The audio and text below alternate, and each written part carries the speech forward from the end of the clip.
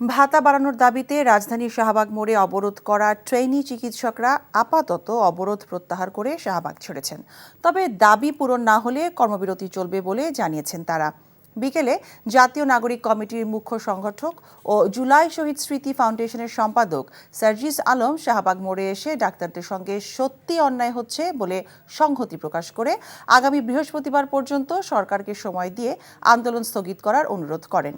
ওই সময়ের মধ্যে দাবি মানা না হলে জাতীয় নাগরিক কমিটি আন্দোলনে অংশ নেবে বলেও জানান তিনি।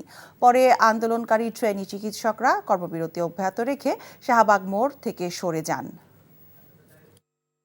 আমাদের সাথে ডাক্তার যে ভাই বোনেরা রয়েছেন তারা আমাদের এই অভ্যুত্থানের সহযোদ্ধা। আমাদেরকে তাদের দিকটি দেখতে হবে। যদি এই বৃহস্পতিবার বিকাল 5টার মধ্যে এটি না হয় তাহলে আমরা কথা দিচ্ছি আমরা তাদের সাথে একসাথে রাজপথে নামবো। প্রতিটা পোস্ট গ্রাজুয়েট ট্রেনি ডক্টর নবম গ্রেডের সমমানের স্যালারি এবং সকল সুযোগ সুবিধা পাবে এবং এইটা জানুয়ারি মাস থেকে কার্যকর হবে। এই কমিটমেন্টের ভিত্তিতে আমরা আমাদের রাজপথের কর্মসূচি উদ্যোগ করছি। আমরা রাজপথে থাকছি না বৃহস্পতিবার পর্যন্ত।